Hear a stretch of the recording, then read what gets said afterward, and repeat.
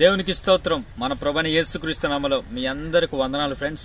మరోసారి ఈ రీతిగా మీ మధ్యకు రావడానికి దేవుడు కలిగజేస్తున్న అద్భుతమైన అవకాశాన్ని బట్టి ఆయనకే స్తుతులు తెలియజేసుకుంటున్నాను. ఈ వర్తమానం అయిపోయిందాక చూడండి, తప్పకుండా దేవుడు మీతో మాట్లాడతాడు. ఈరోజు చాలా మంది ఆశీర్వాదాల వెంట పరిగెత్తుతూ ఉన్నారు. చాలా మంది బోధకులు, ఇంటర్నేషనల్ స్పీకర్స్ ఆశీర్వాద కూడికలు అని చెప్పేసి, ఆశీర్వాద కూటములు అని చెప్పేసి పెడుతూ ఉన్నారు. వాళ్ళు చెప్తారు, మా కూడికలకు వచ్చిన వాళ్ళనే దేవుడు ఆశీర్వదిస్తాడు, మాకు కానుకలు ఇచ్చిన వాళ్ళనే దేవుడు ఆశీర్వదిస్తాడని మాకు చెప్పాడు అని చెప్పేసి చెప్తాడు. నిజమే, ఈరోజు చాలా మంది ఆశీర్వాదాల వెంట పరిగెత్తుతూ ఉన్నారు. వాళ్ళ బలహీనతలను వాళ్ళు క్యాష్ చేసుకుంటున్నారు. అసలు ఒక వ్యక్తి ఆశీర్వదించబడాలంటే ఏం చేయాలి? ఎప్పుడు ఒక వ్యక్తి ఆశీర్వదించబడతాడు? దేవుని వాక్యం ఆశీర్వదించబడాలంటే ఏం చేయాలి అని చెప్తుంది అనేది ఈ రోజు మనం చదువుకుందాం. దేవుని వాక్యంలో న్యాయాధిపతుల గ్రంథం 13వ అధ్యాయం 24వ వచనాన్ని నేను చదువుతాను, మీరు వినండి. ఆ బాలుడు ఎదుగుచున్నప్పుడు యెహోవా అతన్ని ఆశీర్వదించెను. న్యాయాధిపతుల గ్రంథం 13వ అధ్యాయం 24వ వచనంలో ఇలా రాస్తుంది, ఆ బాలుడు ఎదుగుచున్నప్పుడు యెహోవా అతన్ని ఆశీర్వదించెను. ఈ మాట సంసోను గురించి రాస్తుంది. సంసోను ఎదుగుచూ ఉన్నప్పుడు యెహోవా అతన్ని ఆశీర్వదించాడు. అవును, మనం ఆశీర్వదించబడాలంటే మనం ఎదగాలి. ఈ వాక్యం చెప్తుంది, మనం ఆశీర్వదించబడాలంటే మనం ఎదగాలి. అవును, మనం ఆధ్యాత్మిక జీవితంలో ఎదుగుచూ ఉన్నప్పుడే, ఆత్మలో ఎదుగుచూ ఉన్నప్పుడే ఆశీర్వదించబడతాం. మన ఆశీర్వాదం మన ఆధ్యాత్మిక జీవితం మీద ఆధారపడి ఉంది. మనం ఆత్మీయ జీవితంలో ఎదుగుచూ ఉన్నప్పుడే మనం ఆశీర్వదించబడతాం. మన ఆధ్యాత్మిక జీవితం సరిగా లేకుండా మనం ఆశీర్వదించబడలేం. దేవుని వాక్యం సెలవిస్తుంది, అతడు ఎదుగుచూ ఉన్నప్పుడు యెహోవా అతన్ని ఆశీర్వదించెను. ఆత్మీయ జీవితంలో ఎదుగుచూ ఉన్నప్పుడే దేవుడు మనల్ని ఆశీర్వదిస్తాడు. మన ఆధ్యాత్మిక జీవితం సరిగా లేకపోతే మనం ఆశీర్వాదాలకు ఎప్పుడు కూడా దూరంగానే ఉంటాం. ఆత్మీయ జీవితం సరిలేని వ్యక్తి పరలోకపు ఆశీర్వాదాలకు ఎప్పుడు కూడా దూరస్తుడే. దేవుని వాక్యం సెలవిస్తుంది, మనం ఆశీర్వదించబడాలంటే మన ఆధ్యాత్మిక జీవితంలో ఎదగాలి. చాలాసార్లు మనం మన ఆధ్యాత్మిక జీవితం సరిగా లేకుండానే మనం ప్రార్థన చేస్తూ ఉంటాం. ప్రభా నన్ను ఆశీర్వదించు, ప్రభా నన్ను దీవించు అని చెప్పేసి ప్రార్థన చేస్తూ ఉంటాం. దేవుడు అలా మనం ప్రార్థన చేస్తే దేవుడు మనల్ని ఆశీర్వదించడు, ముందు మనల్ని సరిచేస్తాడు. మనల్ని సరిచేసి తర్వాత మనల్ని ఆశీర్వదిస్తాడు. మనం దేవుని ఎదుట సరిచేయబడినప్పుడే దేవుడు మన ప్రార్థన ఆలకిస్తాడు. దేవునికి స్తోత్రం. బైబిల్ గ్రంథంలో యాకోబు ప్రార్థన చేస్తూ ఉన్నాడు యబ్బోకు రేవు కాడ, ప్రభా నన్ను ఆశీర్వదిస్తేనే గాని ఈ రోజు నిన్ను విడిచిపెట్టను అని చెప్పేసి ప్రార్థన చేస్తా ఉన్నాడు. ఆల్రెడీ యాకోబు ఆర్థికంగా ఎంతగానో ఆశీర్వదించబడ్డాడు, ఎన్నో సంపాదించుకొని వస్తా ఉన్నాడు.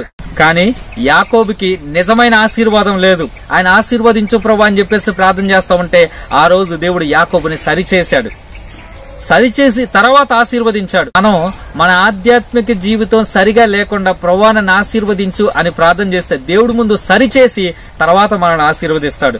దేవుడు ఒక వ్యక్తిని వాడుకోవాలంటే ఆ వ్యక్తిని ముందు సరిచేసి తర్వాత వాడుకుంటాడు. వాడుకొని సరిచేయడు. ఆశీర్వదించిన తర్వాత మనం సరిచేయడు, ముందే మన ఆశీర్వాదాలకు హక్కుదారులుగా సరిచేసి తర్వాత మనల్ని వాడుకుంటాడు. ఆధ్యాత్మిక జీవితం ఎదగటం మన పని, ఆశీర్వదించడం దేవుని పని. ఆత్మలో ఎదుగుచున్నప్పుడే మనం ఆశీర్వదించబడతాం. దేవుని వాక్యం సెలవిస్తుంది, ప్రియుడా నీవు ఆత్మలో వర్ధిల్లుచున్న ప్రకారం అన్ని విషయంలో వర్ధిల్లుచు సౌఖ్యంగా ఉండవాలని నేను నీకోసం ప్రార్థిస్తున్నాను అని చెప్పేసి రాస్తుంది. ఆ వాక్యం చెప్తుంది, ప్రియుడా నువ్వు ఆత్మలో వర్ధిల్లుచున్న ప్రకారం అన్ని విషయాల్లోనే వర్ధిల్లాలి. ముందు నువ్వు ఆత్మలో వర్ధిల్లితే అన్ని విషయాల్లోనే వర్ధిల్లుతూ, సొంత ఆత్మలో విఫలం చెందిన వ్యక్తులు అన్ని విషయాల్లో కూడా ఓడిపోతారు. ఆధ్యాత్మిక జీవితంలో ఓడిపోయిన వ్యక్తులు ప్రపంచంలో అన్ని విషయాల్లో కూడా ఓడిపోతారు. ఆధ్యాత్మిక జీవితంలో గెలిచిన వ్యక్తి ప్రపంచంలో ఎక్కడైనా సరే గెలవగలుగుతాడు. దేవునికి స్తోత్రం కలుగును గాక. నువ్వు ఆత్మలో వర్ధిల్లినప్పుడే అన్ని విషయాల్లోని కూడా వర్ధిల్లగలుగుతాం.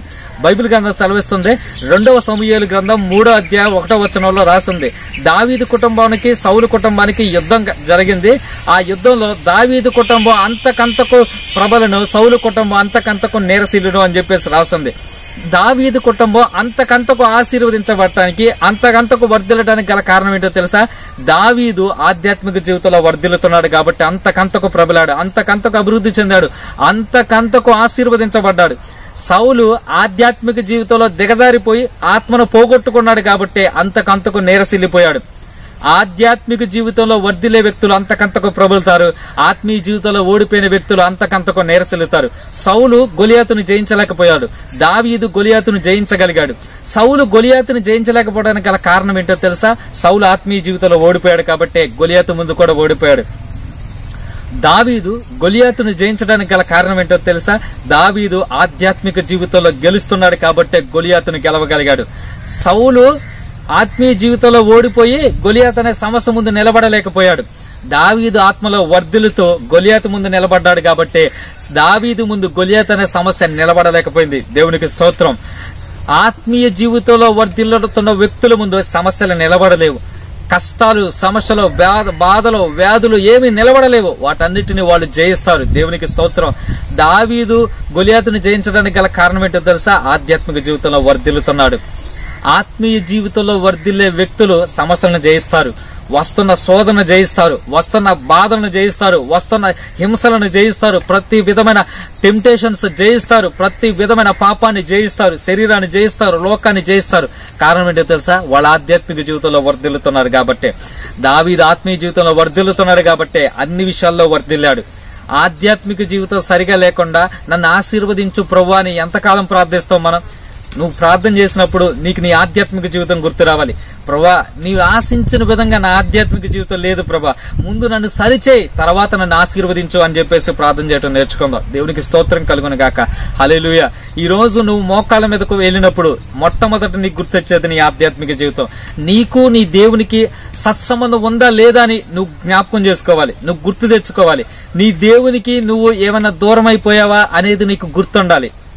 నువ్వు అలా గుర్తు తెచ్చుకోకపోగా నన్ను ఆశీర్వదించు ప్రభు అంటే దేవుడు నిన్ను ఆశీర్వదించడు. దేవుడు ఒక వ్యక్తిని ఆశీర్వదించాలంటే ఆ వ్యక్తిని సరిచేస్తాడు. ఆ ఆశీర్వాదానికి ఆ వ్యక్తిని ముందు అర్హుడో కాదో లేదో చూసి తర్వాత దేవుడు ఆశీర్వదిస్తాడు. ఈ రోజు ఈ వర్తమానం ఏంటన్న సహోదరుడా, నీ ఆధ్యాత్మిక జీవితం ఎలా ఉంది? నువ్వు ఆశీర్వదించబడుతున్నావా లేకపోతే నువ్వు అంతకంతకు నీరసిల్లిపోతున్నావా? నువ్వు అంతకంతకు వర్ధిల్లుచున్నావా లేకపోతే నువ్వు అంతకంతకు దిగజారిపోతున్నావా? ఒకానొకప్పుడు నీ ఆధ్యాత్మిక జీవితం బానే ఉంది. ఇప్పుడు నీ ఆధ్యాత్మిక జీవితం ఎలా ఉంది? ఇప్పుడు నీ దేవునికి నీకు సత్సంబంధం ఉందా లేదా? నువ్వు ఆశీర్వదించబడాలంటే యేసుక్రీస్తు ప్రభు నీతో ఉండాలి. దేవుని స్తోత్రం. ఈనాడు అనేకులు దేవుని వదిలిపెట్టేసి ఆశీర్వాదాల వెంట పరిగెత్తుతా ఉన్నారు. నువ్వు ఆశీర్వాదాల వెంట పరిగెత్తుతావు, నీకు ఎప్పుడు కూడా దొరకవు. నువ్వు దేవుని వెంట పరిగెత్తే ఆశీర్వాదాలు నీ వెంట పరిగెత్తితే. దేవునికి స్తోత్రం కలుగును గాక. ఆశీర్వాదాలు నిన్ను వెంబడిస్తాయి. దేవుని వాక్యం సెలవిస్తుంది, అతడు ఎదుగుచూ ఉన్నప్పుడు యెహోవా అతన్ని ఆశీర్వదించను అని చెప్పేసి రాస్తుంది. అవును, మనం ఎదగాలి, ఆధ్యాత్మిక జీవితంలో ఎదగాలి, కుడికి ఎడమకు మనం విస్తరించాలి. ఎవ్వరికి అందనంత ఎత్తుకు మనం ఎదగాలి. ఒక్కొక్క మెట్టు ఎక్కుకుంటూ ఎవరికో అందని ఆత్మీయ శిఖరాలను మనం అధిగమించాలి. దేవునికి స్తోత్రం కలుగునగాక. నీ ఆత్మీయ జీవితం ఎలాగుంది? ఒక్కసారి నిన్ను నువ్వు పరీక్షించుకో. ఒకవేళ నీ ఆధ్యాత్మిక జీవితం సరిగా లేకపోతే నేను నీ కోసం ప్రార్థన చేయాలని అనుకుంటున్నాను. ఈ ప్రార్థనలో ఏకీభవించు. తప్పకుండా దేవుడు నీ ఆధ్యాత్మిక జీవితాన్ని కడతాడు. ప్రేమగల మా తండ్రి, దయగలిగిన మా దేవ, ఈ వాక్యమైన ప్రతి ఒక్క బిడ్డను మీరు జ్ఞాపకం చేసుకోండి. మీ రెక్కల చాటున మీరు భద్రపరచమని ప్రార్థిస్తున్నా. వారి ఆధ్యాత్మిక జీవితాలను సరిచేయమని, ఆత్మలో వర్ధిల్లే వ్యక్తిగా, అంతవరకు నీకు నమ్మకస్తులుగా అయ్యా మేము ముందుటకు సహాయము దయచేయి. ఆత్మలో ప్రభా వర్ధిల్లుచు ముందుకు సాగిపోయే వ్యక్తులుగా మీరు మమ్మల్ని మార్చి మహిమను పొందమని, ఆధ్యాత్మిక జీవితాన్ని పోగొట్టుకున్న ప్రతి ఒక్క బిడ్డకు అయ్యా నీవు ఆత్మీయ జీవితాన్ని దయచేయమని యేసు నామంలో వేడుతున్నాము తండ్రి. ఆమేన్. దేవునికి స్తోత్రం. మన ప్రభుని యేసుక్రీస్తు నామములో మీ అందరికి వందనాలు ఫ్రెండ్స్. ఈ వీడియో ద్వారా యేసుక్రీస్తు ప్రభు మీతో మాట్లాడితే ఈ వీడియోని లైక్ చేయండి, మీ ఫ్రెండ్స్ అందరికీ షేర్ చేయండి. మీరు ఇప్పుడే ఫస్ట్ టైం నా ఛానల్ చూస్తున్నట్లయితే నా ఛానల్ సబ్స్క్రైబ్ చేయండి. అనేకమైన గొప్ప వీడియోస్ నా ఛానల్లో ఉన్నాయి, మీరు చూడండి. అనేకులకు మీ ఫ్రెండ్స్ కి షేర్ చేయండి. మీకు ఏమైనా ప్రార్థన అవసరం ఉంటే నాకు ఫోన్ చేయండి, లేకపోతే వాట్సాప్ లో నాకు ఒక మెసేజ్ చేయండి. నేను మీకోసం ప్రార్థించడానికి సిద్ధంగా ఉన్నాను. దేవుని స్తోత్రం. ప్రభు చిత్తమైతే మరలా కలుద్దాం. ఆధ్యాత్మిక జీవితంలో వర్ధిల్లే వ్యక్తులుగా మనం ఉందాం. అంతవరకు దేవునికి సాక్షులుగా మనం జీవిద్దాం. దేవుని స్తోత్రం. హల్లెలూయా.